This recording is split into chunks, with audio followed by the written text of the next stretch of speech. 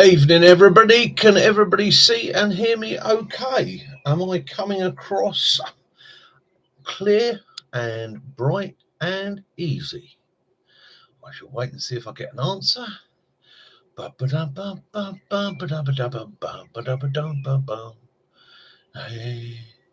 hey, hey, hey. Anybody see me out there? Am I live? Excuse my singing. It's been a lovely day. Good evening, Phil. Evening, Lee. Boom, boom, boom. Let's try it with that light on. See if that's any better. How's that? No, that's too bright. Let's cancel that one then. Let's go back to that. There we go. Right, evening everybody. Evening Lee. Evening Phil. How we all doing? Good, I hope. Right, usual rules apply. Evening everybody. Tonight I'm on the merry down. It's been in the fridge all day, chilling quite nicely. So I'm going to pour myself out a glass of that.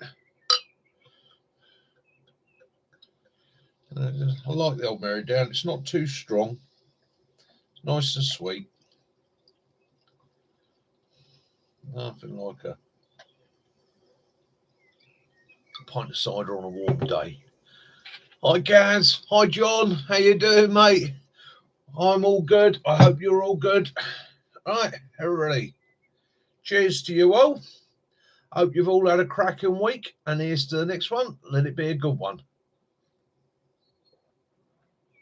Oh, that's nice. That is nice. Right, well, before I light my cigar tonight, Lucasade, ain't no wrong with Lucasade. Kaz has been on that yesterday. That's all. Evening, Mac. Right. The channel has been given a freebie. Yes, I got a freebie today. I got something presented to me as a freebie to my channel. And I was told, please don't review it. So there we go. Yes, Tracy, your coffee cake is now well famous. It is on the internet, and I've got to say, it is absolutely delicious. Okay, it is nummy, nummy, nummy. She makes one of the best coffee cakes I've ever had. Evening, Foxy Lady. How are you guys up there? Hope you're all doing okay. Hope all is going well with you. Right. That's cake. Not going to eat too much cake. Right, I was going to do a story tonight, but in actual fact, when I got down to it, and in brutal honesty to you, I couldn't get my head around it tonight. So tonight is, or this week is a general chat, and I'm also going to cover a little bit about not the, because that's being pretentious. That's me saying I know everything. No, my methods, my feelings towards being out in the countryside in the wild. I'm going to try and give you some of my tips to enjoying the countryside and stalking. Okay. And we're not talking the stalking where you're upsetting the neighbours. No, we're talking about getting close to wildlife, not necessarily to take its life, although that is a skill worth practicing and having, even if you're a vegetarian. I spent this week with my mum over on the Isle of Wight, and she has been a dedicated vegan most of her life. Okay. Now, she has no problem with other people consuming meat. It's a personal choice with her, and she's not one of those that bashes it into you. But she is also one of those that says, in a push comes shove situation, yes, you're going to take what you can, and she would herself. And yeah, so be it. What I'd also like to do this week is I've got a couple of knives to show you. See what you think of those. And then I'll be probably doing a video on them at a later date. And yeah, and I made something. Quite proud of myself. I have been making.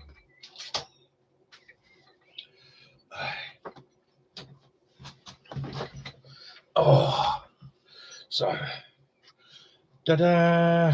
There you go. So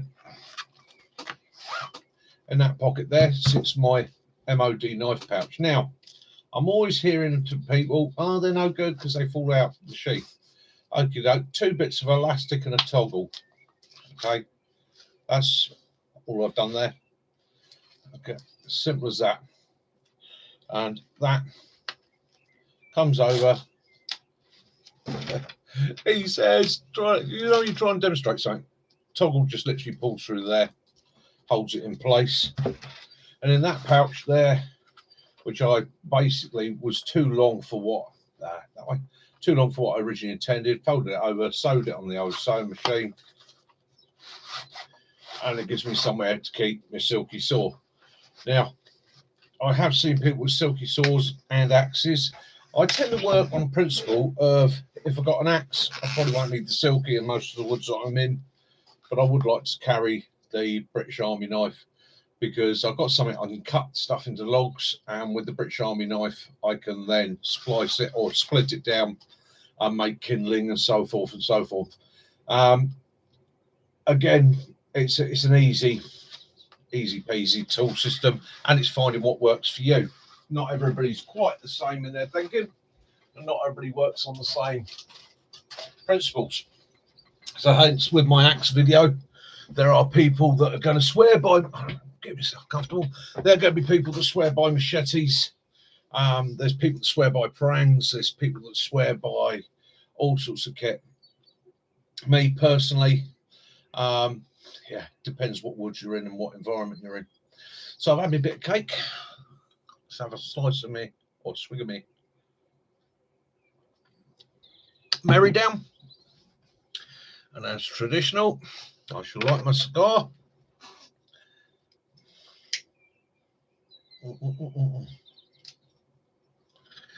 Now, doing a bit of research this week, been looking around, interneting, and all that. What's been over there? Kaz has been doing a bit of research for me. It's a company that's worth having a look at. It's a company run by an ex-Marine, or he went Marine, SBS, and that. He's out now. He's a veteran, and he has started a company called HMG Clothing. Okay, clothing designed for veterans and for serving personnel. Have a look at his channel. Okay, it ain't the cheapest, but at the end of the day, you're supporting a veteran, and I like his gear. Okay, if you've got that military mindset, that military sense of humour, you'll like his gear. So that's my recommendation, or one worth having a look at. HMG Clothing. Okay, yeah, good kit, good kit.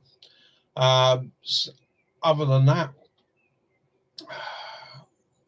I did a little bit of getting out today. They do great hats, Kaz, and I'm hinting for my birthday, and as an advanced birthday present, quite fancy one of them caps. Hides the ball bit. DPM camo preferably, but yeah, I do like them. And as you see, I've got the wall sorted out. I finally got everything so I can hang things up and it's out the way. It's away where I need it. And as you can see, sitting back there, over this shoulder, we go right back to primitive tools. Okay. Well, he goes, amazing. It's a hair bubble, both of those. Yeah, right. Hair bubbles work. Right tools, the right job. Find them. Yeah. Passwords out the same here, Mick. I managed to do a 5 mile tap. Exactly, mate. Get a 5 miler in, get out, get some exercise. The weather's getting better. Enjoy the countryside. And of course, as I'm always saying to people, mental health, and I don't bang on about it too much, but it is something I'm very aware of, and something I'm quite keen to not assist people with. Again, that's being presumptuous and arrogant. It's something I like to be aware of, and it's something I think can be helped by being out in the woods or out in the countryside.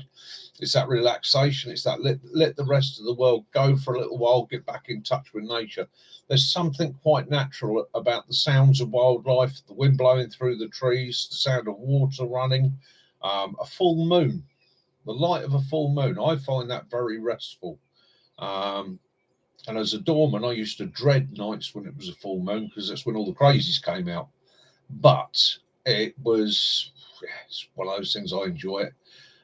So again, and as you see from my wall of gadgets, so we go right from the most primitive club there. That was a hawthorn root, and that was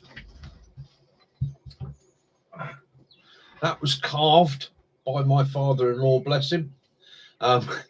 His wife used to hate it. Used to have it hanging on the wall, and I always admired it. I thought it was an amazing piece of wood. You know, I just and yeah, I married his daughter, and yeah, it came to me. So the most primitive tools, eh? They work. Yeah. So I've had that for many years, and I keep that as a little reminder. As Jeff said to me, that was Kaz's dad. It's an amazing, amazing piece of wood. You know, it's just all the colours and caves in it. Captain Caveman, Captain Caveman. Yeah. Blackthorn root, that's it, not hawthorn root, sorry. Yeah, fishing for perch, excellent stress reliever. Yeah, perch fishing, any fishing really. At the end of the day, it's a wonderful experience. So let's get into it. Mental health, physical fitness. So again, countryside. So first thing you want to look up, what's worth looking into, is do your research. Okay. You can look online at Ordnance Survey maps, or you can get yourself your local Ordnance Survey map and start exploring the terrain, the valleys, the buildings around you. But the other thing you can also do is look up historical maps. And a lot of those will go back to before your town, your village, or whatever grew. You can find the original names for fields and copses and woods, and some of those names have been lost over the years. But you can find them, restart using them. But the interesting thing is those old maps always contained the essential information. So that was watercourses and especially springs. Springs in the UK were always held as sacred places, and they've always been held as essential places, important, clean, fresh water, safe from contaminants, safe from what they've been dumping in it in the next village upstream if it was a river or so on. So it's always worth finding your local springs, and depending on the sort of ground you're on, down here we've got a lot of chalk, so that filters naturally.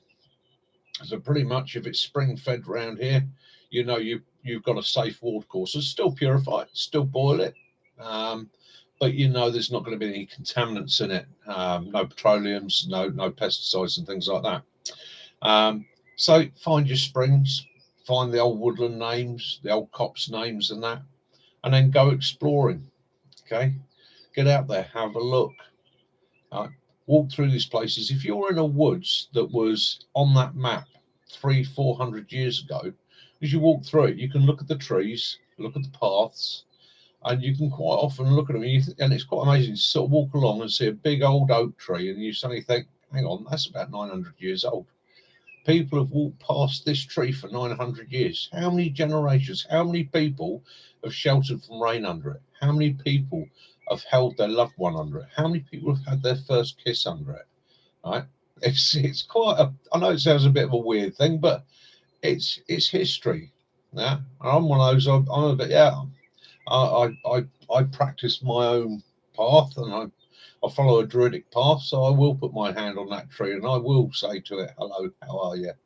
You know, it's nice to meet you." And that's more of a psychological thing for me. Okay, it's getting to feel the countryside. And as you explore your woods, examine what's there. You know, what do you have in the way of ground plants? What do you have in the way of resources if you wanted to forage and harvest. Okay, and then from the ground you start working up. So you start with your plants, or you start really what's below ground. So you start with your subsoils, your chalk, your stone, what your water courses or water is going to be like. Then you work up to your plants and their roots. So you're looking at bulbs, tubers, then you're looking at the plants themselves. Then you come to the trees and you start working up through the trees. But between the ground and the tree, you've got all the wildlife, you've got all the mammals, you've got all the reptiles, you've got all the insects. Now, never turn your back on an insect when it comes to protein. High sources of protein that you'll ever find anywhere in the world, and the easiest to catch are always going to be the good old insects. Okay, take it from me. Wood lice, or as we call them around here, cheesy bobs. That's a Surrey term for them. If they're dry pan fried, taste like shrimps. Okay.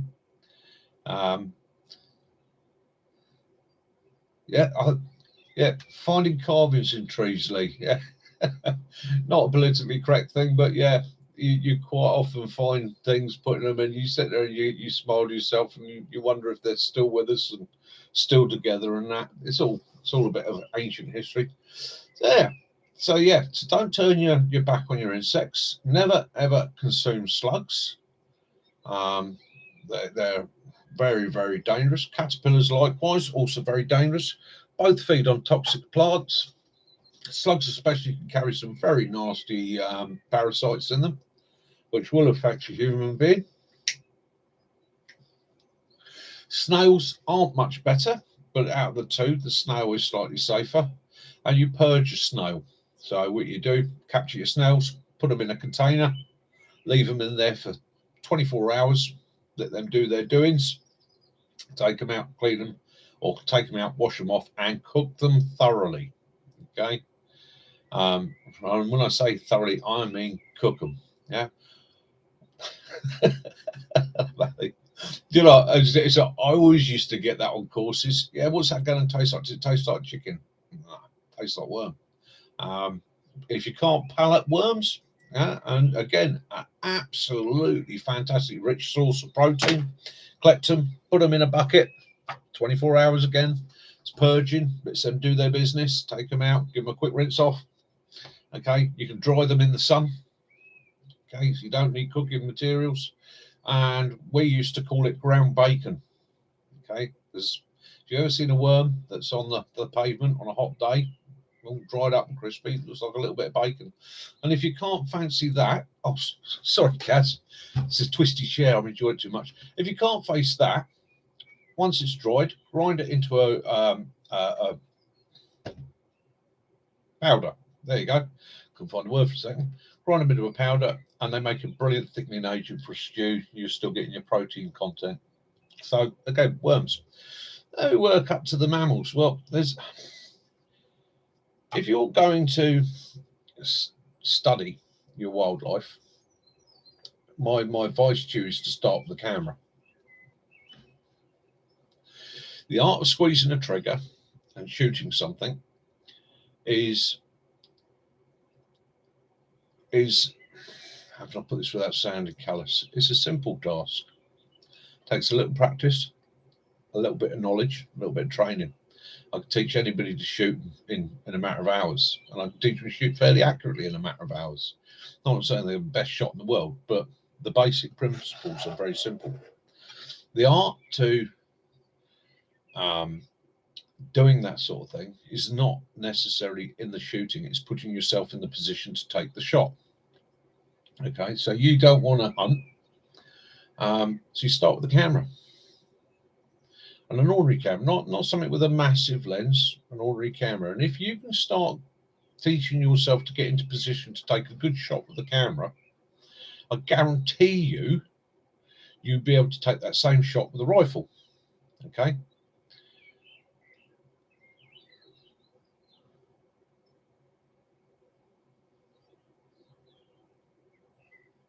Excellent. Oh, yeah. So if you can get out with a camera, you can teach yourself to stalk. Now, start stalking. I had it taught to me as a nipper by old boys that hunted, um, did the pest control, the vermin control, and then years later took it a step further with somebody that really was, well, I'd say, at one with nature, really. And that's what he told me. He said, you've got to learn that when you walk into an environment, to become part of the environment. If human beings see themselves as set aside, you have to blend in. You have to do more than that, attune yourself with that environment. So the art, as he taught me, and I've practiced for many years since, if I go into somewhere where I'm going to be spending any time, whether it be photography or pest control, is to walk in, find somewhere that will suit me, sit down and spend an hour. And in that hour, I do nothing. Get myself comfortable, sit back against a tree and just sit quietly and listen and watch. I look at how the air moves through the woods, how it affects the undergrowth, the trees. I allow my ears to tune into the woods. I allow my eyes to tune to the woods. After about an hour, you start to focus in on things. You can start, this is the norm, you pick it up. You start to hear the sounds of the birds moving in the undergrowth. And with practice and time, you'll get to recognize the different species of birds. Many a time I've been laying in a basher and there's a rustle near me and I'm able to sit there and go, that's a blackbird. Or that's a robin. Okay. Or I've heard a scuttling behind me and I can tell it's either a tree creeper going up and down the tree or a squirrel.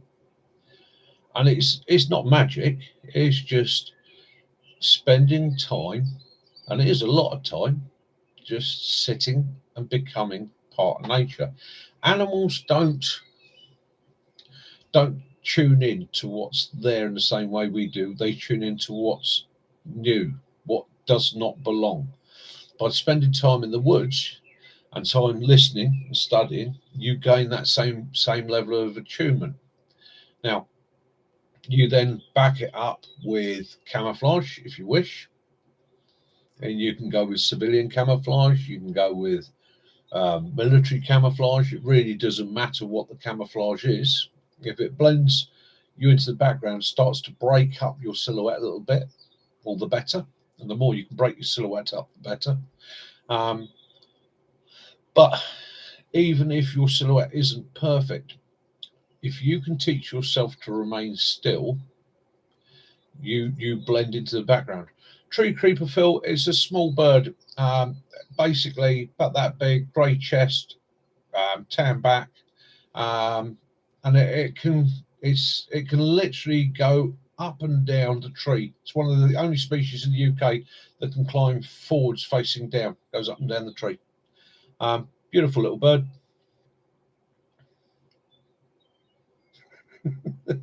Yeah, exactly. Yeah, yeah. Go with your instincts as well. If you're exactly right there, Lee. Instincts in the wild.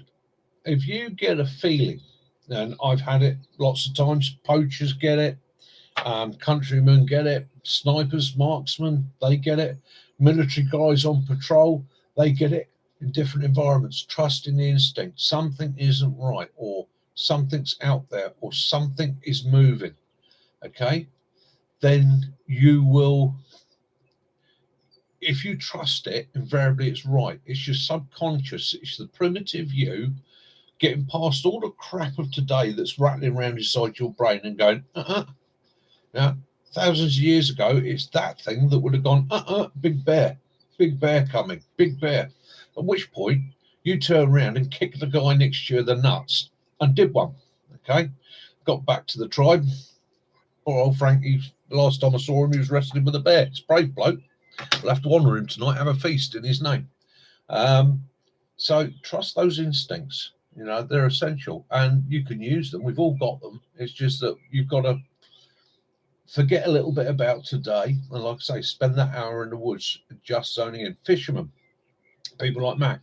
I watch them by the lake. You can't see through the water, but they become attuned. They become attuned with how the surface of the water is reacting to the air and the light and the movement, the flow, the shadow, little swirls of mud, right? And then they can literally tell you there's carp feeding out there, or there's tench over there. I can tell by the tench bubbles. Become attuned to it. You're pike fishing. You start noticing that duck with young will not go anywhere near a certain point because she knows there's a pike there. So she avoids it. So you tune into nature as much as anything else out there in the wild does. If you watch deer, or if you've ever been deer stalking, one of the amazing things with a deer is a roe deer does not blend into its background. Okay? He's brown, and invariably he's against a green background. Okay? But he can stop absolutely still, won't even blink, not a single movement. And that stillness tunes him out of your brain, tunes him out of your eyesight. Eyesight is designed to catch movement. It's designed to catch what's not supposed to be there. Okay. Also, the fact that he will keep to the shadows, which is again a tip to you. Watch what he does. Do the same. He keeps to the shadows. It's hard to be spotted when you're there in the shadows. Okay. And spend the time. Yeah. Hi, Ian. Yeah. How you doing, mate? Yeah, again, that feeling you get when you're camping on your own. Now, I grew up in the countryside. I spent many, many days, nights as a nipper and as an adult out on my own. Martin is sometimes on here. Me and him spent a lot of time as lads in the same area. It was quite densely wooded. Never bothered us. Never bothers us. You'd see and hear weird shit sometimes, but it's usually explainable. I mean, anybody that's been out in the woods or out in the forest, heard a fox call. In fact, now you'll hear it in towns. Heard a fox call, right? 3 o'clock in the morning. I'll tell you now, if you're on stag, 3 o'clock in the morning on your own in the middle of a black woods, okay, all your oppos are a kit, and all of a sudden that fox screams, I still jump out my skin, even though my brain almost instantly goes, "Oh, that's a vixen." Okay, I still come fucking 3 or 4 inches off the ground because you're not expecting it. It happens. You lay there long enough, quiet enough, nature becomes used to you. I've had badgers within 6 or 7 feet of me. They know I'm there, but I've been there long enough, and there's been people there regular enough, the badgers not to associate them as a threat. So they will just mooch along. Don't get me wrong. If I reached out and tried to approach a badger or grab the badger, yeah, I'm in for a shot. He's going to tear a lump out of me. But at the end of the day, nature sees you as a threat or not a threat. And anybody that rides horses, again, if you ride horses, you can get ridiculously close to deer because the deer see the horse, not the man on its back. So they don't associate it as a threat. So again, become part of your environment. So take the time to tune into it, get the feeling for it, and pick up on it. I've got some little notes for myself up there. Okay, so learn the traits of the animals as well. And this is something you can do by researching on the internet.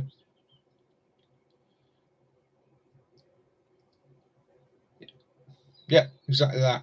Yeah, as Max says, hunting rabbits with an air rifle as a nipper on the farm. I had a very similar conversation as a young sapper within my unit.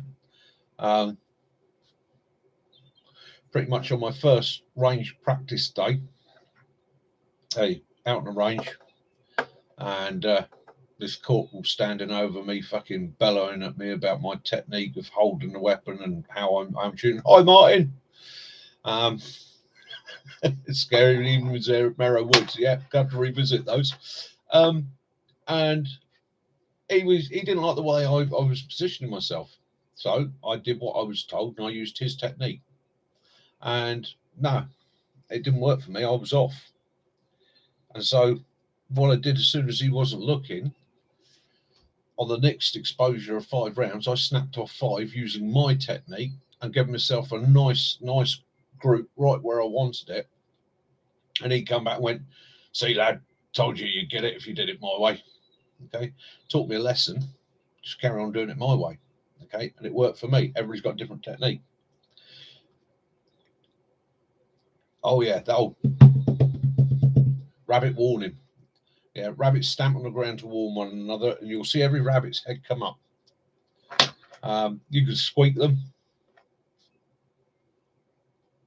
See, squeak foxes, sometimes when you're looking for a shot, you'll make a noise to make an animal stop still. Okay, and everybody has their own technique. Okay, some people suck through their teeth. Some I'm not even going to do it now. I'm swagging like that. Right, that'll make a fox put his head up and he'll want to come into you. Don't know if you can hear that, but again, that'll bring a fox in. But it'll also make a deer stop and look, and he'll freeze, giving you the shot. Okay, and don't want to go into too much of it because there might be people here that don't like it. But if you ever got to take a shot on a deer, okay, you're looking at just behind the shoulder. Okay, just behind the shoulder, you've got the heart, the lungs, all there in the essential area. Don't even think of taking a headshot. Not unless you've got an extremely good rifle and you're extremely proficient, because all you'll end up doing is injuring the animal, losing the animal. Yeah, so we'll go there. Same thing with rabbits. If you're close enough and you know what you're doing, you take the headshot. If not, take the heart and lungs. Okay.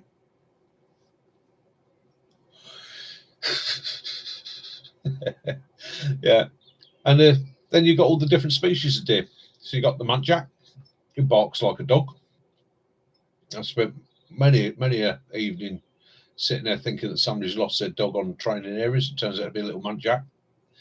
You've got the Chinese water deer, roe deer, fallow deer, seeker deer, and red deer. Don't have many red deer down here in the south. Yeah, Chinese water deer, they look like little vampires. Yeah, got big fangs. Okay, looks quite weird on a deer, but yeah, again, dear little animal. Hi Rick, how you doing, mate? Hey, don't worry about being late. We don't worry about that.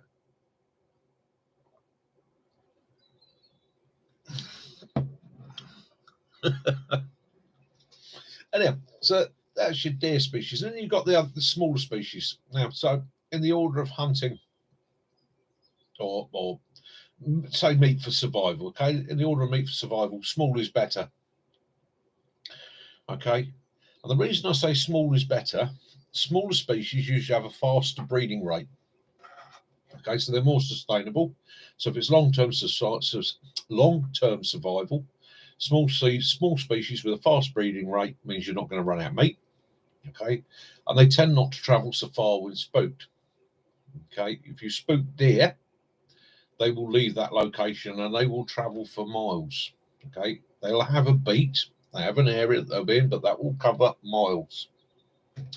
So if you spook them, they're gone. The other thing you've always got to bear in mind is how long do you need the meat for? How are you going to preserve it? How are you going to look after it?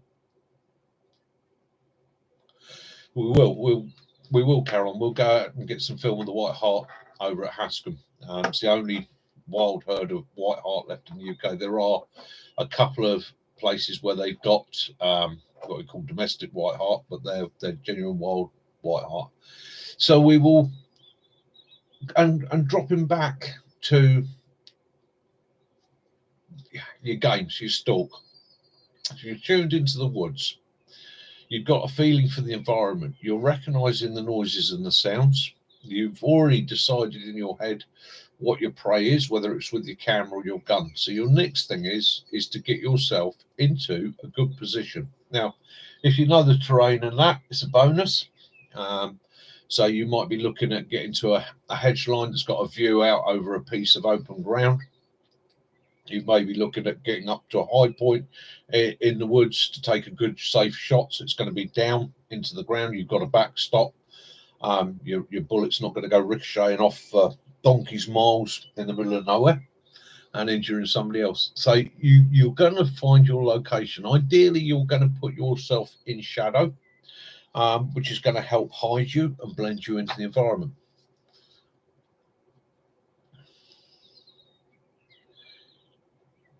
That's it. Yeah. If you've got permission on land, always return something to the owner, or at least offer. It's all good skills and drills. But get yourself into a position of shadow with your view out in front of you. Now, when you're looking for your hide position, you can either go for a man-made hide, i.e. you construct something yourself over several weeks beforehand, or you can take a natural hide. I've always favoured a natural hide. Usually, I'm looking for a bush, bracken, undergrowth that I can get into and just drop back, gives me a bit of top cover, breaks up my image, and will give me a chance to view out. Gorse is exceedingly good for this. Building OPs and that, if you had gorse bush, you were laughing. And bracken is probably second to that.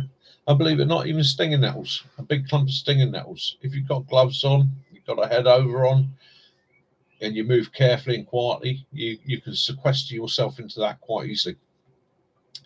Now, you want to be a few feet from the edge.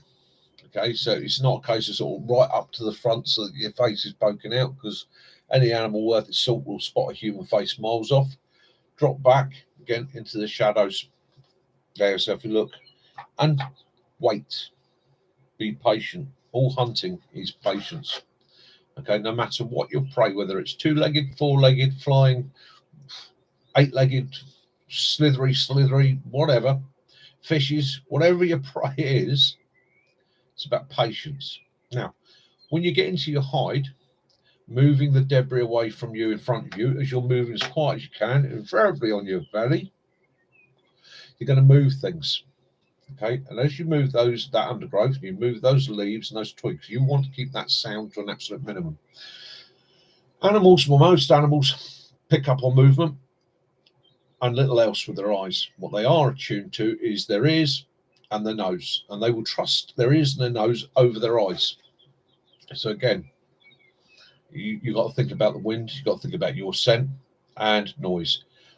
If it takes you an hour to get into your position, just moving everything up the way, you've done a good job. You get into position and you then wait, and it's the long patient wait.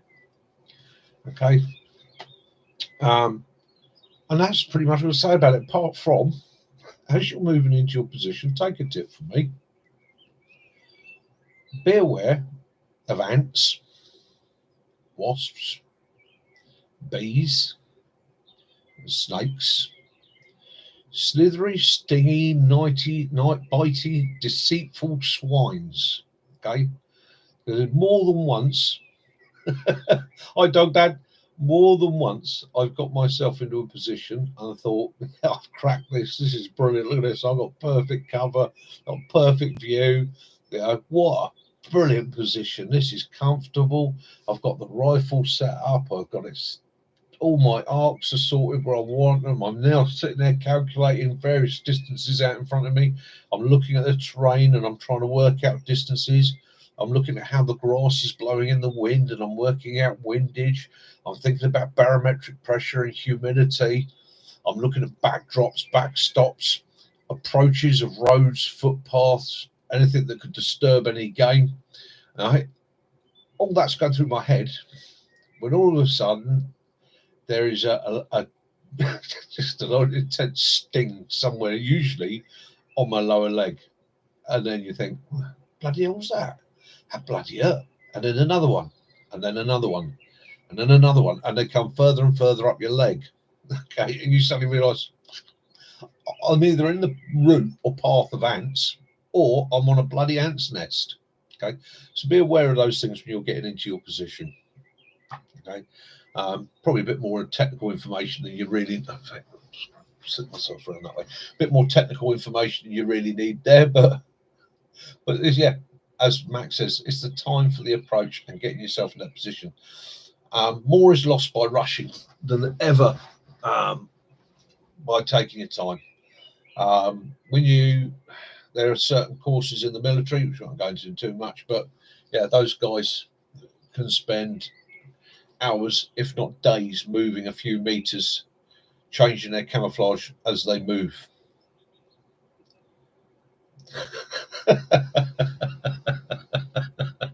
Yeah, yeah, they'll find you.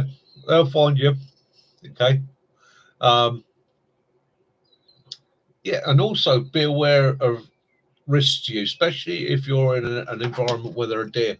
Okay. Um, know your seasons and avoid the rut. Okay. A lot of especially the larger deer species, but even some of the small ones, can become very aggressive and super brave in the rut. Okay. Um, have been known to attack human beings and their dogs. And I tell you now, even a small species of deer, even a muntjac, a Chinese water deer, okay, it can damage you. Their hooves are like razor blades, okay, and they have immensely powerful legs. Now, everybody always thinks of the red deer and the antlers and everything else. I've seen people booted by deer. I've seen people pick up an injured deer at the side of the road, throw it in the back of a vehicle, and then promptly get beaten senseless. And there have been people killed by deer, putting them inside their cars because they think, "Oh, poor thing, put a blanket over his head and I'll put him in the car because he's unconscious, or I'm going to take him home for meat." And 10 minutes up the road, it comes round, okay, and you are in a disaster zone, right?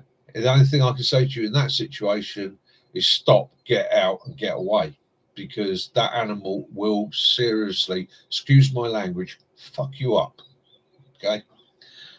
Take it from me by experience. They're not something to be messed with in any way or manner. Other creatures that might damage you in the environment is pretty much anything. I've seen people bitten by squirrels, rabbits, rats. Okay, it's yeah, and it might not be a major wound if you're lucky, but these animals have sharp and powerful teeth. They can sever veins, they can sever tendons, they can cause infection.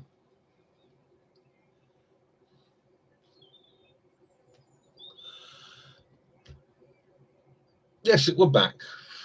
I was gonna, yeah, next week, because I'm doing some research and I've got to sit down with Matt and have a chat.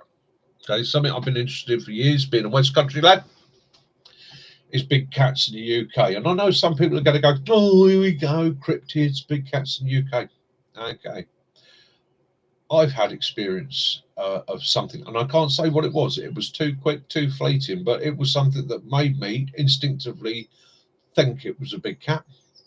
That led to me doing research and speaking to some very interesting people over the years, especially when I worked in the forestry. And I spoke to people that were experts in big cats, and they gave me some very interesting information, some of which I was asked never to reveal their names, where they worked, and who they worked for. Um, but yeah, I'll blow that wide open next week, and I have a very very good friend who has had a personal close call. Okay, now I know there are always going to be people out there that doubt these things. I'll give you an interesting statistic with big cats. Okay, a male cheetah will roam 300 to 400 miles in search of a female. Okay, and we'll find her. Most big cats avoid human beings. They see this as a natural threat. In America, in California, they reckon there is somewhere around 100,000 mountain lions. Okay, 100,000 mountain lions. There are only 2 to 3 sightings and encounters. I mean, close encounters. These aren't somebody sees something in the distance. These are close encounters, man on cat, a year. Okay, in that state alone. And as a friend of mine, as you know, I've got a friend in Alaska who's a wildlife and game expert. And as he says, they avoid us. People pass them all the time.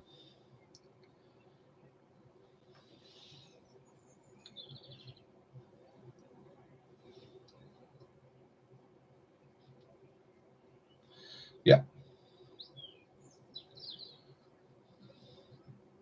Exactly that. Well, I've actually got the statistics and the numbers of wild cats or big cats.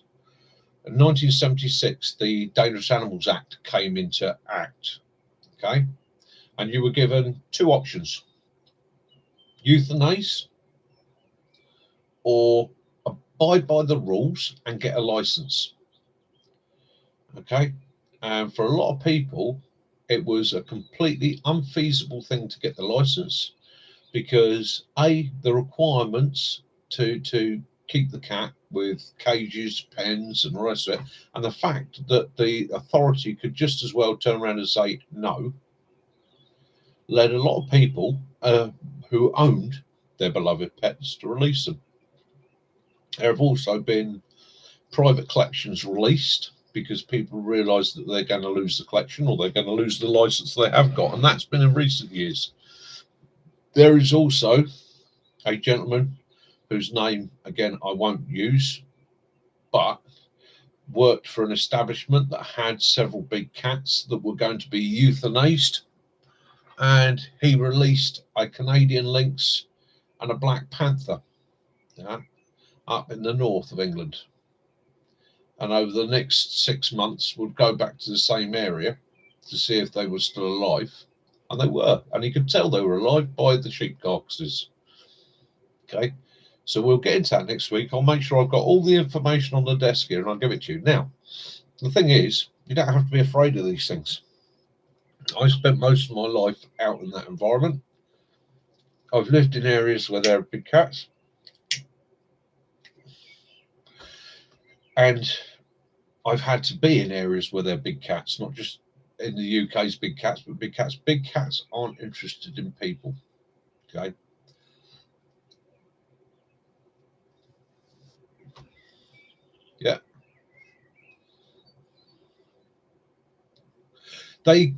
Yeah.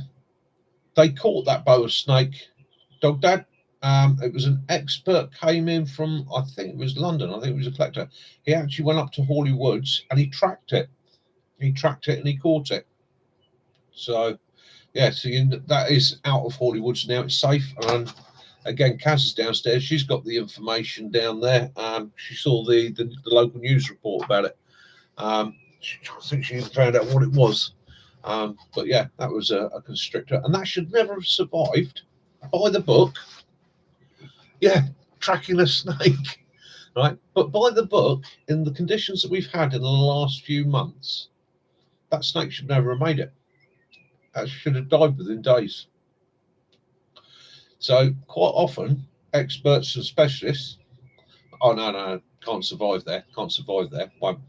The other thing people are always on about is, well, why do you not see so many carcasses from these big cats? Well, big cats, even in the wild, don't take big prey. Okay, invariably they hunt rabbits, voles, mice, small game. Easy things for them to catch. They're an ambush predator. Okay, and they will take what they can get when they can get it. And when they can't find mammalian prey, they will take reptile prey. And quite often you'll see them out on the savannah, and that, especially after the rains, right, taking things like worms, insects, bugs. Okay, they're brilliant survivors. Yeah, I'd like to have that guy's tracking skills to track a snake. I mean, he obviously knew where it started and knew how to follow its trace. But yeah, what a job. Right, let's just get back a little bit on the hunting side. Okay, there's a little bit of a, it's not disclaimers, but it's a little bit I'd like to say. Okay, if you're going to go out with your camera or your gun even, or even if you're wild camping. Okay, and I'm not saying to people don't wild camp, don't. You do what you want to do and enjoy it. But bear this in mind. I've been a game management guy for many years. I've had farms and estates that brought me in to control foxes, which is done at night with a lamp, okay, or traps. And it's usually using a fairly high powered rifle. It's a 223. It's the same round as they use for the MOD. It's a hollow point round, or soft point round. It's an expanding round, so it's absolutely lethal. Or even a shotgun at times when I've squeaked them in. Okay. Now, if nobody knows you're out there, please be aware there may be people following their legitimate tasks, right? And you may be in their backstop. It's something worth thinking about. Okay. There was an incident about 15 years ago where a guy was out doing fox management, and he was traveling from field to field with a 4x4. I think it was a pickup, I think, with a lamp. And what he would do is he'd come into the field, shine a lamp out, and he was protecting lambs. So you shine the lamp out, look for the eye shine, and you get quite positive eye shine using the lamp and shooting them. Now, to do that, you need to be able to very quickly identify the species and engage it. And you do that at distance by looking at its size, its movement, and so on. And unfortunately, he shot a guy that was hiding in a hedge, who was in theory looking for badgers. Okay, badger spotting. But he was on private property. Should never have been there. Okay, he had no permission to be on that land. He snuck onto the land. He'd hid himself in the hedge, and his eyes showed up in the eye shine of that lamp, and that guy took the shot. Okay, it's just worth being aware that maybe people following their legitimate roles and tasks, and you could well be in that situation. It's one of the reasons I always make an effort to know what the guys are doing in the area I'm in.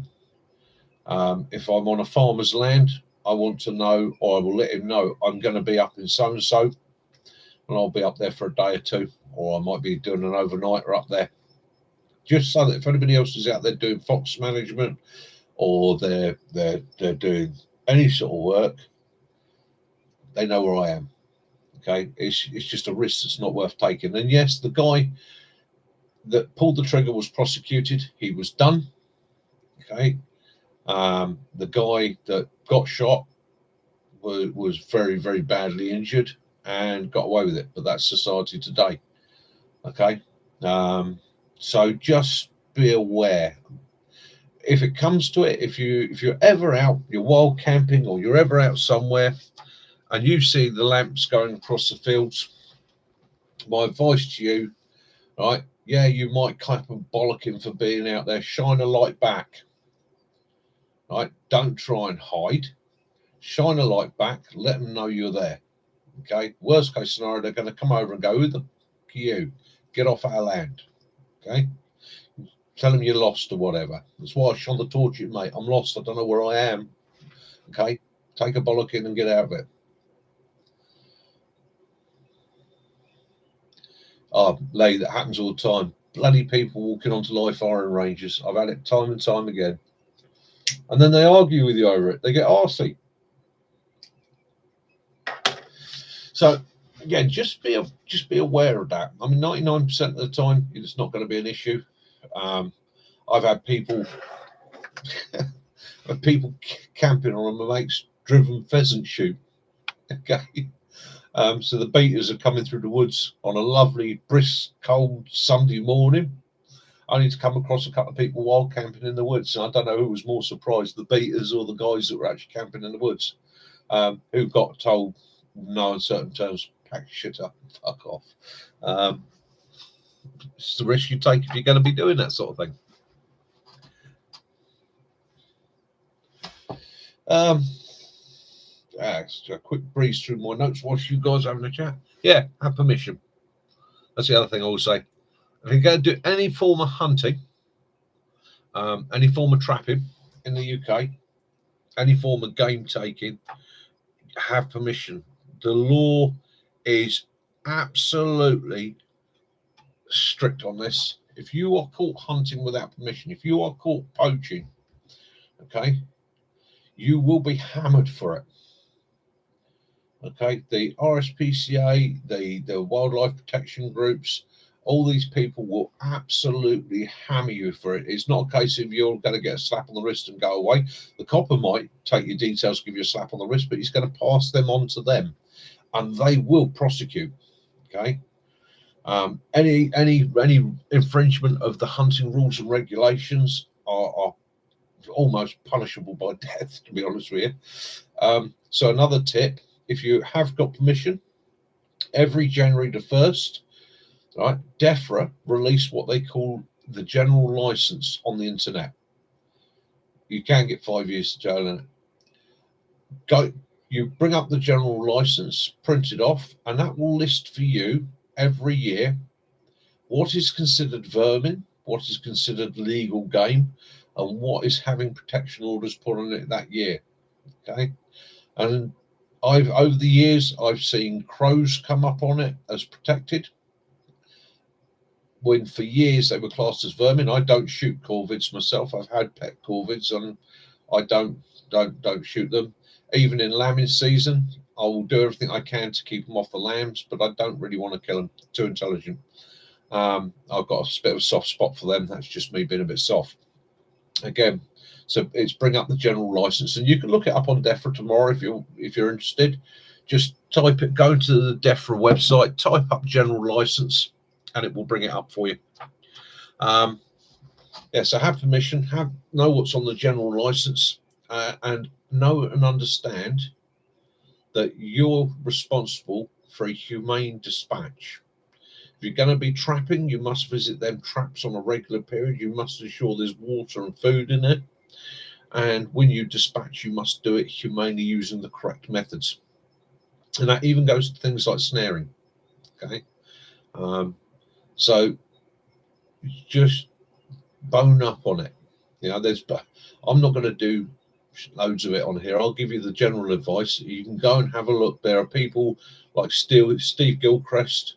He's on YouTube, and he does some great videos on game and game preparation.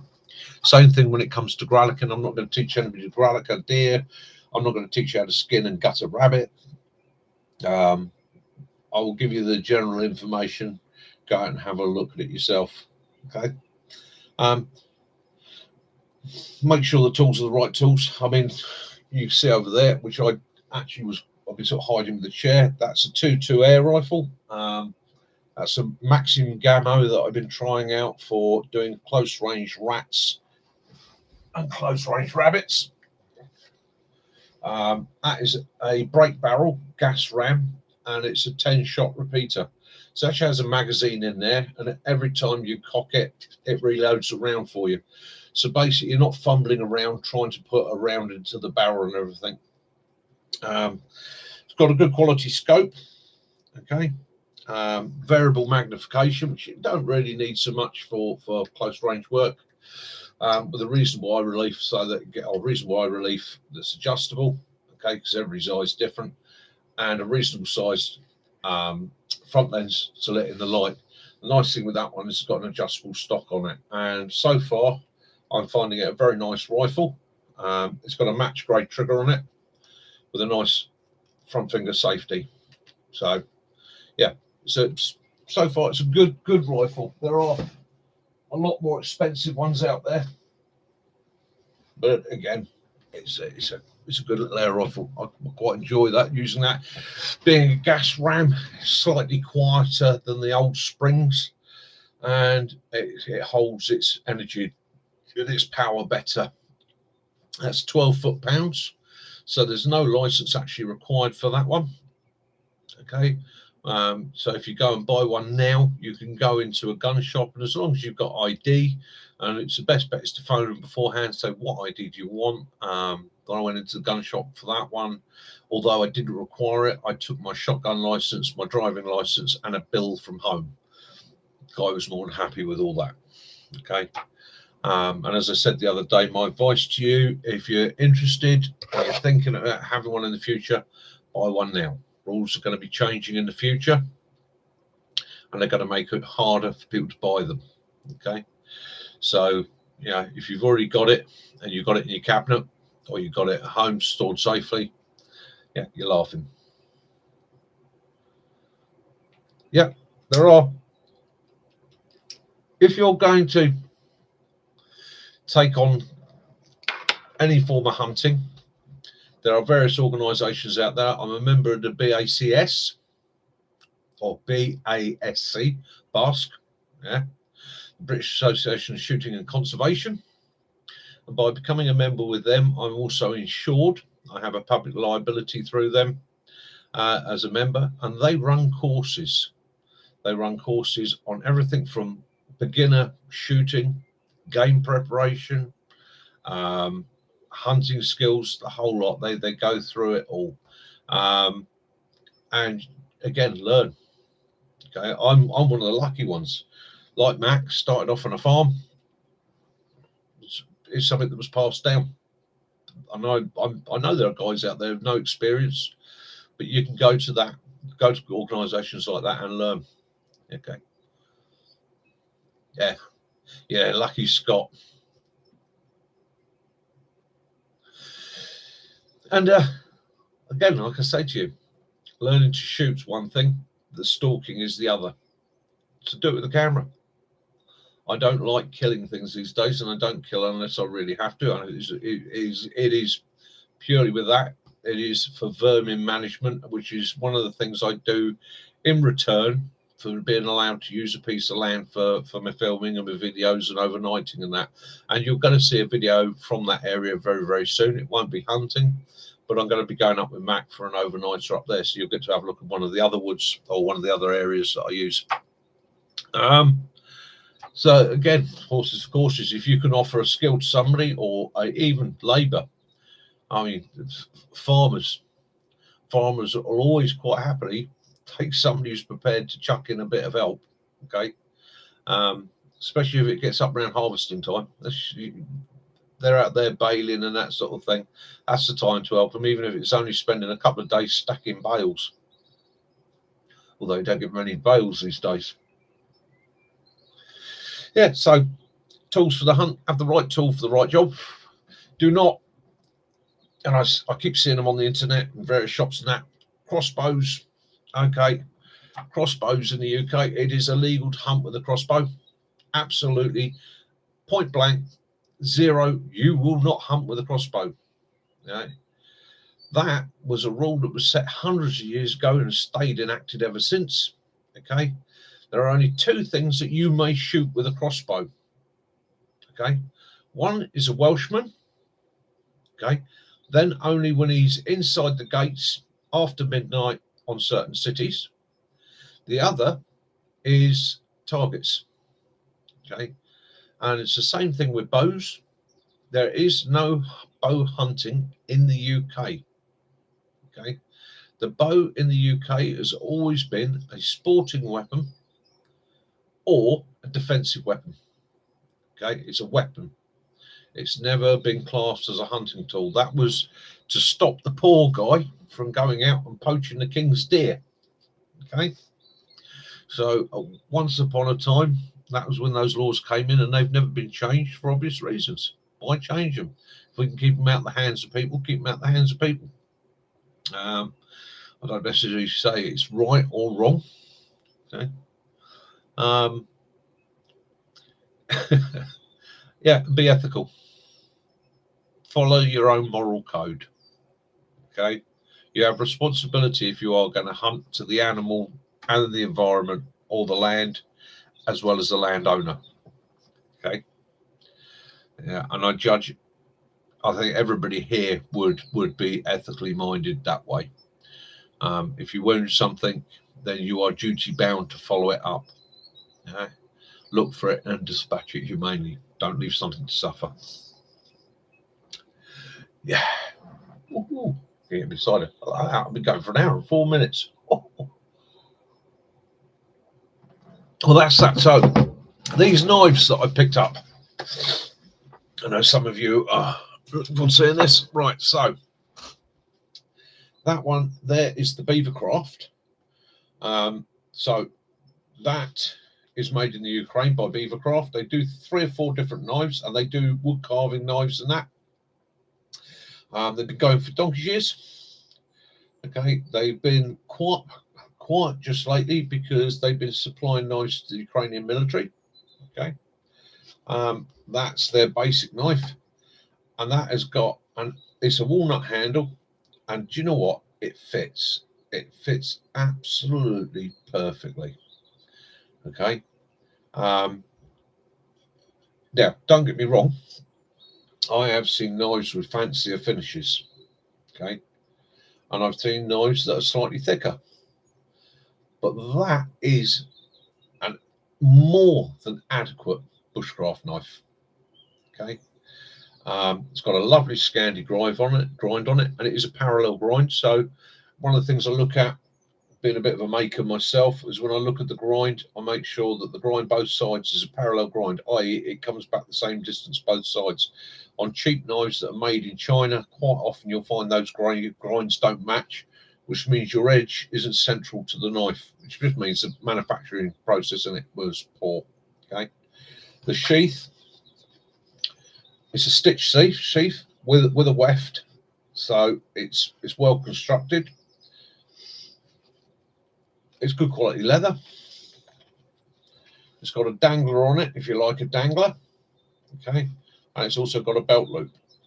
Okay, now these that are selling at the moment for about £37. Okay, and if you're looking for a bushcraft knife, I don't think you can go wrong. Okay, it is I know I'm going to get 10-20 years out of that knife without a problem at all. Okay, and the back does work on a ferro rod, and it's got a hole in the handle so you can put a lanyard on there so it doesn't slide out of your hand, and the sheath is an excellent fit. It's not going to come out. Okay, so that's the bushcraft knife. I mean, yeah, you can't go wrong with that. That is nice. The other one that I wanted to show you is a disappointment, and I'm going to cause a bit of flack here. I'm probably going to get myself a bit of flack for it, but I have to be honest.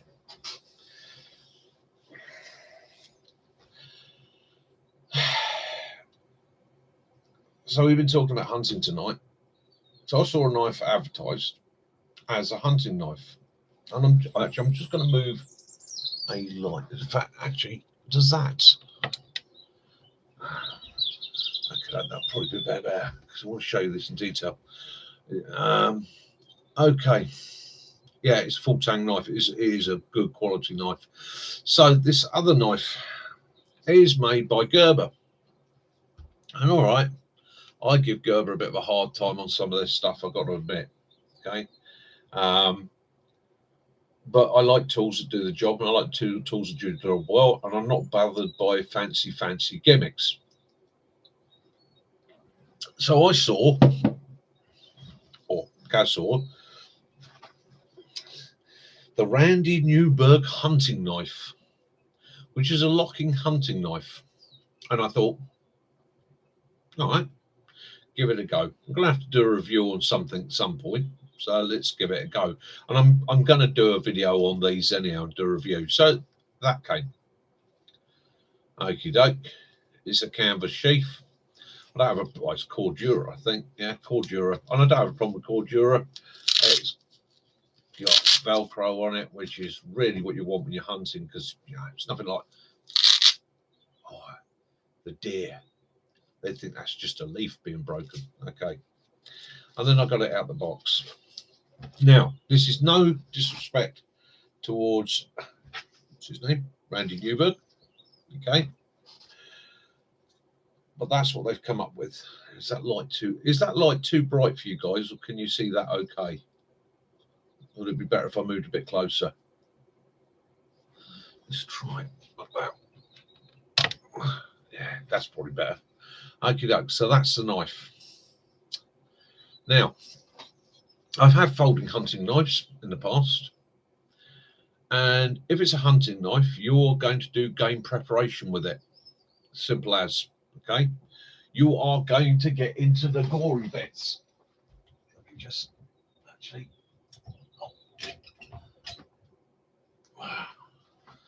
You are going to get into the gory bits. Doesn't matter how you like it, okay?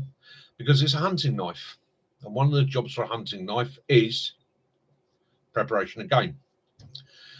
Now, on any folding knife, one of the problems is you get blood and mess inside the working parts of the knife. Now, a good folding hunting knife is as simple through the mechanism as you can make it, so that you can give it a simple clean. Unfortunately, and I don't know if you see it, right, this one, see inside the handle here, there's 3 hollow cutouts in there. And that is just a bacteria trap.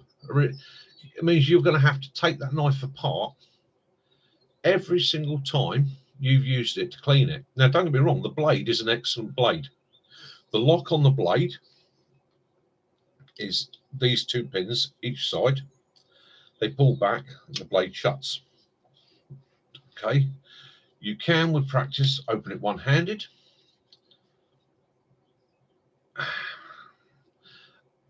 Every time I grip it, I'm not, and it feels like a Stanley knife.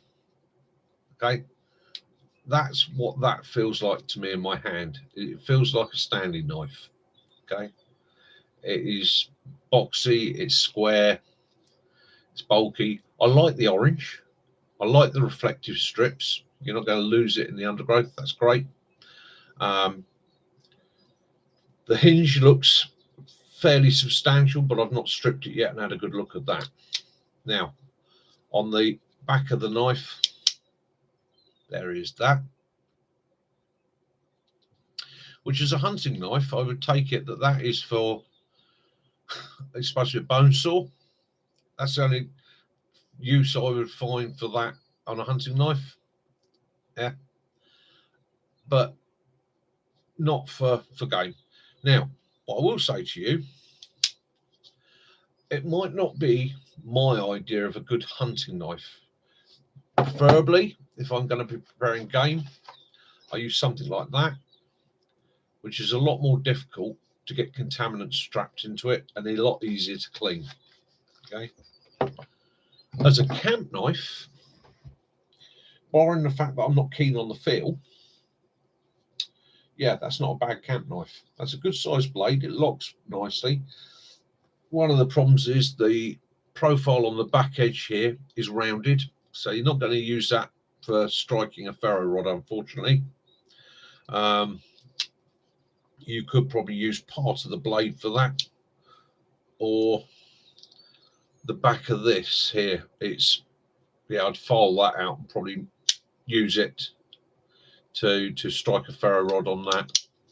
Turn that over, because that locks as well. That's just a linear thumb lock.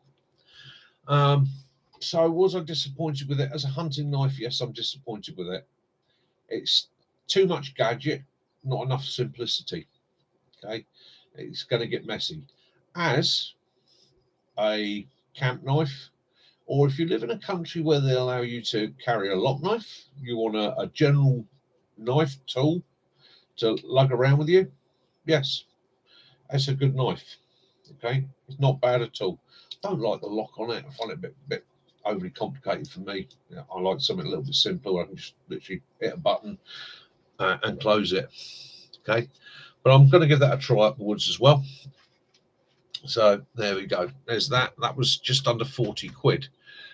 And so, to be fair to Gerber, one thing I had been on about picking up for a while, because I do have a mate that's got one, and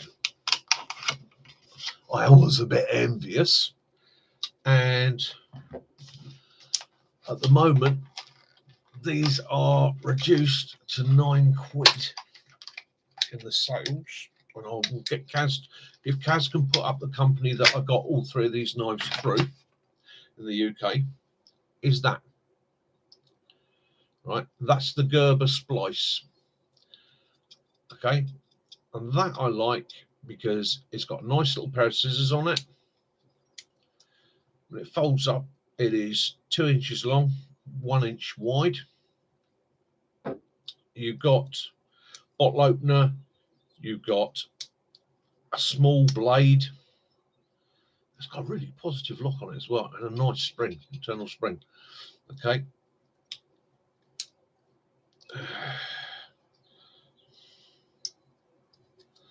Got a short, dumpy little, but sharp and effective blade. Okay. On that side, and on the other side has a very small rope saw or rope blade. Okay. It also has a couple of screwdrivers. Okay. Now, that's not a be and an all. It'd be an end all Leatherman or Gerber multi-tool. But for £9, something to put on a keychain, right? Brilliant.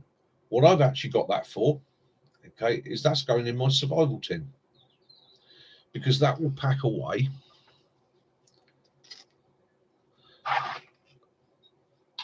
nicely into a survival tin. It fits absolutely perfect, which means in my survival tin I've got a little Leatherman now, or a little Leatherman's Gerber. Of course, somebody be spitting bullets out there. The reason I wanted it more than anything else is I'm always saying to people, I like a little pair of scissors. Okay, there is so much you can do with a small pair of scissors, whether it be game or fish preparation, to taking that broken fingernail off. And I'm always coming back to that because I've had it happen a number of times. When you're out working in the wilds, you're doing things bushcrafting and that, quite often you're digging, you're pulling on things and that. And I'm not a guy with short fingernails. Okay, you snag a nail, you rip a nail. Right, that is an absolute nightmare. It's painful. Quite often you're sitting there, snap it off, or you try and do it with your teeth. Getting into it's an absolute nightmare. But you've got a good quality, sharp, small pair of scissors. You can nip that off. You can wrap a plaster around it, or a bit of insulation tape's an old fave, right? And you're not going to snag it anymore. You're not going to cut it. You're not going to get any muck in it. You're not going to infect it. Okay. It's also brilliant when you're working on fine ropes. If you're paring down paracord, taking the strands out, and you want to make snares, or you're lacing fishing lines with them, cutting it with a knife always frays it. But if you've got a good little small pair of scissors, makes all the difference. Okay. So that at the moment is £9. Okay. And I will, like I say, I will try. I'll put it up this week. I'll get a video out this week. I'll put all these three on a video, and I'll put the company up. Because like a fool, the information is downstairs, and I'm up here in the man cave. So that I'd recommend to anybody. In fact, if you go online, I think it was either Springfields or Heine Hines. £9. You can't really go wrong with that. It's an absolutely brilliant tool. If you want one for your survival kit, I would recommend having one. Yes, it's small, tucks away nice, it's very little weight, it's sturdy, it's going to do the job for you. And that is the importance. It's going to do the job for you. Okay. And of course, you've got your guarantee with it. Any of the Leatherman and Gerbers, they've all got a pretty good guarantee on them. If you break it, you'll get it sorted out. Somebody did ask me about the book. That was the book I was telling you about last week, Joe O'Leary. I've finished it now. Yeah. Do you know what? You're looking for a wilderness survival guide. There's 2 books I would tell you to buy. That's the SAS Survival Guide. Okay. But I would say to you, start with that one. Get that book. Anybody that's interested in bushcraft, wilderness, and that is an absolute brilliant read. No nonsense, put across with humour, and by a guy that obviously knows his it. Yeah. So if anybody gets to see this, Joe O'Leary, fucking awesome, mate. Well done. I wish I could write like that. Yeah, absolutely brilliant.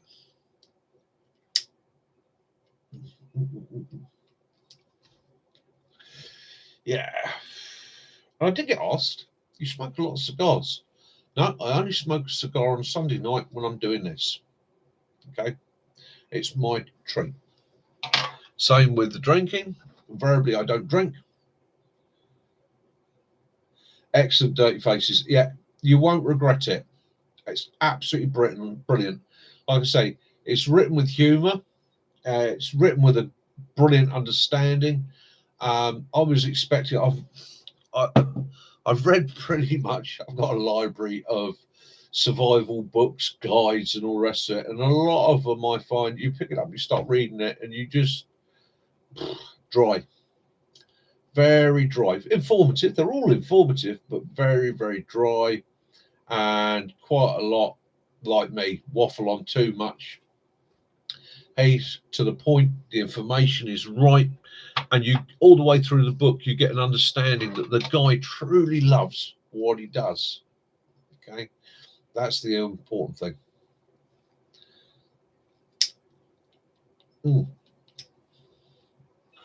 Good one for taking out on a camp with you. Sitting there in front of the fire in the evening with your head torch on. In actual fact, I read probably about a third of the book, crashed out of my mum's with my head torch on. And just to make it feel a little bit more like being in the wild, I set it to red. Read it with a red light. Didn't want to ruin my night vision. So that was what we cut. Go through what I wanted to cover. So I give me notes. What did I want to cover this week? Have I gone through everything? Okie doke. All right. And of course, when you're out there in nature, immersing yourself, it's very healing and it can be very spiritual. Yeah. Find your natural place in the natural world, because you have a natural place there. You have a place on the ladder. You are part of the natural environment. We've unfortunately spent thousands of years being told, no, we're special. Get back to the fact that you have your place in the pecking order. Okay. I'm trying to speak to somebody within one of the First Nations, because I want to get it okayed. I have a few of the First Nations stories that I've learned over the years, and I thoroughly enjoy them, and I use them sometimes in my training. Okay, it's a great way of training. It's how they have passed on information. It's over hundreds and hundreds and hundreds of years from the elders to the youngsters.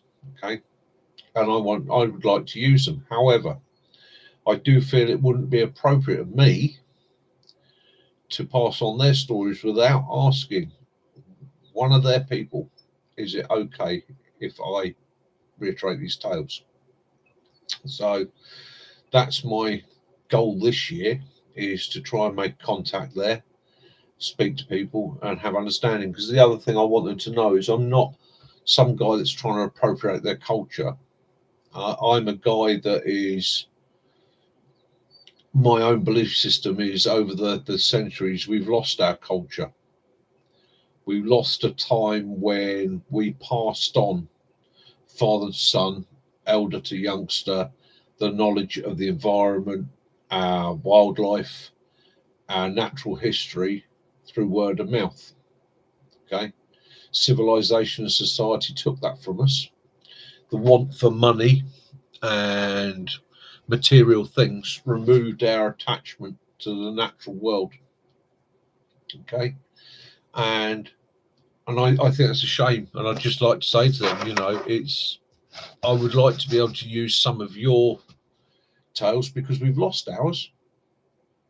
The stories that would have been told thousands of years ago by our ancestors about how, what, and the moral right and wrong and how you do things have been lost in time.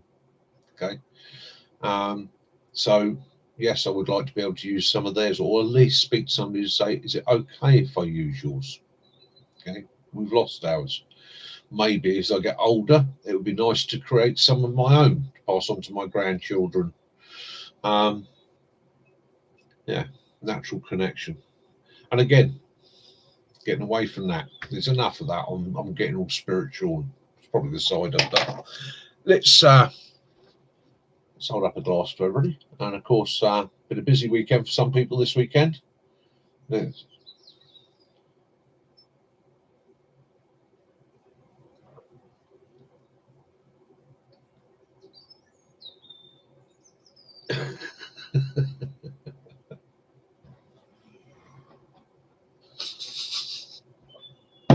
Communication by emoji.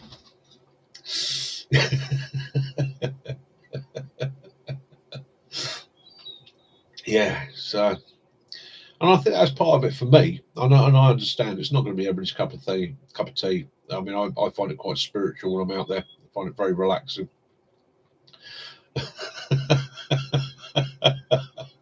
It's nice to see a bit of banter on the channel, and I know people that are watching this on catch up on TV aren't going to see the live chat. I've been trying to figure out how to get that to come up.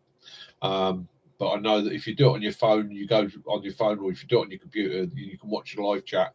And part of the thing with this channel is what you guys are doing there, chatting amongst yourselves. Okay. Nobody has to listen to me. You can ask any of these guys, and there are some very experienced guys out here, questions. Okay. You can ask them anything you want, and they'll either tell you, yes, I know, do it like this, do it like that, or they will say to you, I've got no idea. Right? It's the same thing with me. I'm not an expert. I have experience. I'm not an expert. It's all about having a bit of fun. I do like that. You spoiled the enigma. I thought you only communicated via emoji.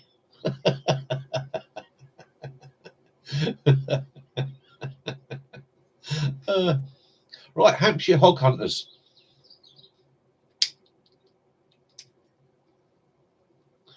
I've already had a bit of feedback from that.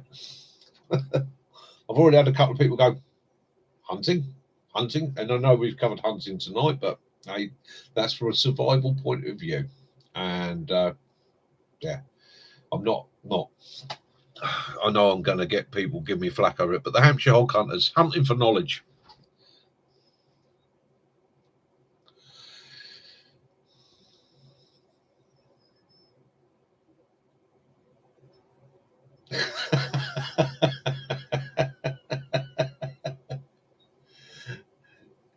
Yeah. Never stop learning. There's no such thing as an expert. Yeah. Yeah.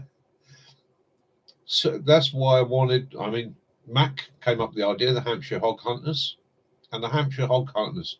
It's a group of us. It's all you guys there. It's a group of us hunting for knowledge, sharing information, and a love of what we do. Okay. Sooner or later, on this channel, on a Sunday or on a video, I'm going to spout something that one of you is going to know something about and go, Mick, you've got that completely wrong. All right. Please do not hesitate to message me and say, Mick, mate, that's wrong. You got it wrong there, mate. You know, that one's poisonous. Or I wouldn't do it like that, mate, because again, I'm only going by what I've picked up over the years. And if information that I've picked up over the years is erroneous, then it's down to somebody else to say, mate, you got that wrong. Okay. Now, as I've explained to you in the past, I have had a head injury. I do have a little bit of a speech impediment, and I do occasionally struggle getting my words and my sentences out. The other downside is occasionally I get names for things completely arse about tit. Okay. You know, I'll look at something and go, oh, that's Pomeranian. And straight away in my head, I'm going, it's not bloody Pomeranian. What the hell are you on about? Okay. So again, keep an eye open for that for me. It's you guys I rely on to correct me, and I have no problem with somebody saying to me, mate, you're wrong. That's a labradoodle. You know? In fact, I'd rather one of you guys turn around and correct me so I can then turn around and put the correction in. Or if you disagree with me on something, don't hesitate to say, well, yeah, I see where you come from, Mick, but not for me, mate, or I don't think that works, or it's never worked for me. Because again, that's what it's all out there for. It's all about sharing the information, sharing the tales as well. Okay, so next week we're going to look into this big cat thing. Okay, hopefully you join us for that. I'm going to crack out all the information I can. I'm going to speak to Mac, and we're going to crack out a video on big cats. Okay, and there is all sorts in the UK. You know, I was working on a film set last year that had to reshoot something because of and I can't say what, but they they they were filming something, and it was only when they reviewed it, there's a bloody wallaby stood in the background. so like sort of all that time and effort wasted because of a wallaby. So there are some funny old things out there. There's beavers in the UK, we've got wallabies in the UK, we've got parakeets in the UK, there's people releasing snakes, which just recently happened here. Oh, yeah. God. YouTube experts. Okay, I use YouTube for lots of tasks that I don't understand. Okay. One of the ones I regularly do is fixing my car. I'm not a mechanic. My father was a good mechanic. I'm average. I tinker with bikes. So I know my way around an engine. No, I'd know my way around a say 1995 engine, not a problem at all. Okay. But I search. If I've got to do a job on a car, I will search. But I look for people that obviously know what they're doing. So I don't go to Fred Blogs, who's just in his back garden, whose first line is, it's the first time I've done this, but I've got a video for YouTube. I go to the guys at garages or their mechanics, where you can see they've got a whole range of videos on how-tos and what to look out for and that. And then I'll start looking at them. And occasionally, even with them, I'll look at it and go, you know, I'll use that to do that myself. And then do a bit more research. Use it to gain information. Don't take it as read. No. That's a difficulty, and I know it's the same difficulty for Dog Dad and some of the other guys that make their own videos as well. It's very difficult to do because if you put a video up, and we've all done it, you'll suddenly look there, within days you'll see another video very, very similar to your own, and you're like, what? And then you look at the day and, oh, it was made a year ago. Okay. And you start thinking, fucking hell, have I copied that guy? So you're always trying to think how you can do it in your own way to make it your own, because it's a limited lifespan subject. I mean, how many ways can you put up top? How many ways can you light a fire? How many ways can you purify water? How many ways can you navigate? Okay. So you just try and make it interesting and do it from your own point of view. And as Max says, loads of extra bits coming up for this channel very, very soon. In the next few months, we've got some very interesting people to go out and meet and interview. We're hoping to do some more informative videos. We'll also be doing some more overnighters. Common sense, yeah. Absolutely self-published, double-edged sword. Yeah, there's as much opinion as there is fact. Okay. And all you can do is do it from your own point of view and make it as friendly and interesting as you possibly can. Try and inject a bit of humor if you can, and try and inspire other people. As I said, my main goal for this channel when I started was to leave something as a bit of a legacy for my grandchildren to watch in years to come, and for me to look back on and go, God, you were a ropey old git. look at the video and go, I wonder what that Bergen is now. Yeah, whilst I'm sitting in the garden with my Kelly kettle with my Zimmer frame. Yeah, that's an idea. A who let the hogs out overnighter. Yeah, well, I'm speaking to Gareth this week about setting up another overnighter. Right, this one will happen, and this is probably going to be. I'd like to go.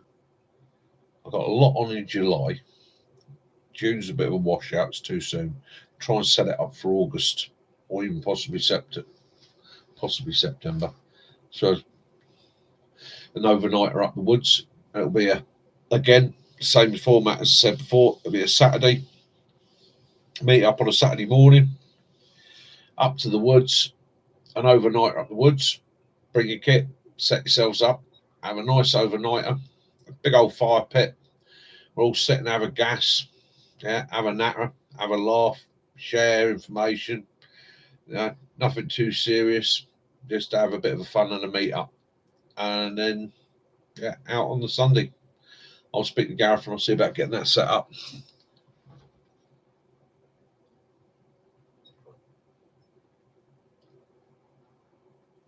Oh, yeah, we'll get Jace to maybe do a bit of a hog roast. And it might even be able to make an annual thing. So it's a bit of fun. Jace does a very nice hog roast. And so there we go. 1 hour and 36 minutes. Well, I've gone through pretty much everything I can think of there. Oh, yeah, I've gone through injured animals, nature, getting out, enjoying the countryside. Guys, I'm going to finish this cigar up and wind it up. Yeah. Been absolutely wonderful having your company tonight. Thank you very much. Right. Be good. Be happy. I know I've missed some of the comments tonight waffling on, and I do apologise if anybody's asked me a question or made a comment and I've not replied to you. Okay. It's not out of ignorance. It is one of the things I'm trying to do is keep going. I didn't want to. Some of the early ones, I left too many big gaps where I'd be sort of scanning through that. And I'm trying to find that even balance between nattering, chatting, nattering, joining in on the chat. Okay. So we will get there. So, whatever you are, have an absolutely awesome week. Look after yourselves. If you're guys watching, if you're somebody who's watching this on catch up, yeah, or watching this tomorrow or later in the week, big thumbs up to you. Hope you're good. Right, take it easy, have fun. Right, good night. May your God bless you. Right, as always, love all those you do and forgive those you don't. Right, please don't forget to like, share, and ring the notification bell for all the latest videos. Yeah. Yes, Phil, I will be over for coffee in the morning, and I've got my bit of coffee cake here, which I'm going to finish off. Guys, thank you very much for joining me tonight. And I know the channel's going to grow. And I know it's been a bit dry the last week or two. Being without the car, I've been a bit upset, not being able to get out and do the videos I'd like to do, especially now the weather's getting better. The car's still not repaired, but I'm going to get out. I'm going to limp it out this week, meet up with Mac, and we'll get out up the woods. And we'll crack out a video for you. Okay. So guys, be safe wherever you are. Have fun. Be good. Dream the dream. Enjoy the countryside. All right. Keep this thing busy, but don't let it beat you up. Okay. This is Mickey. I will sit here, watch some of these come up, finish my cigar, have my cider for the next couple of minutes. Might spout off some random thoughts. Okay. And look after yourselves, guys. It's been a pleasure as always. Good night. Take care. Oh, Phil. Yeah. Your missus makes good coffee cake. It's a shame you don't like coffee cake.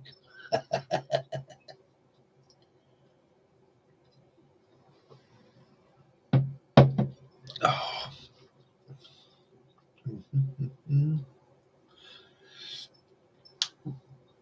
Rick, yeah, happy travels, mate. Take it easy. Be good. Take care. God bless. Phil, same to you, mate. See you in the morning. Dirty faces. Be good, my friend. Have fun. Yeah. Mac, I'll speak to you tomorrow, mate. We'll get out up the woods and we'll have a chat about next week's live chat and that, get that set up. We'll also knock out a little video this week. Dog Dad, keep doing what you're doing, mate. Absolutely awesome, and congrats. Yeah, congrats. Okay. And yeah, if you ever need to borrow an air rifle to sort out squawking birds, do so. Not a problem at all. Lee Michael, thank you very much, my friend. It's been absolutely awesome seeing you tonight and chatting with you. I thoroughly enjoyed it. Martin, thank you for dropping in, mate. Absolutely awesome. And I haven't forgotten about the boat video. We'll be doing that later in the year. I might even get you to drop me somewhere out there and we'll do some overboard water survival skills. Let's just whiz back through this and have a look.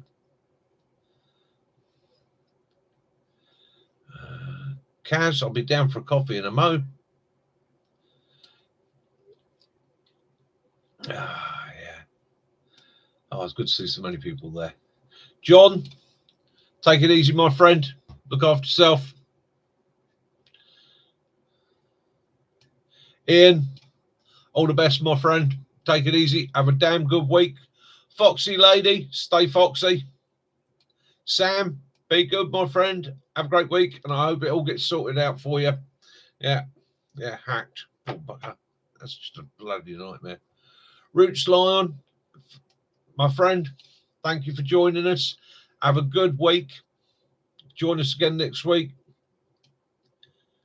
Where are we going? Working my way up.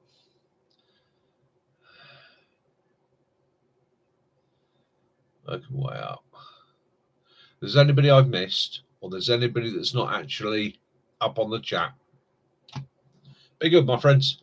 Have a great week. Speak to you next week. Same same place, same time. Okay? Be good, guys. Have a fantastic week. Make it out.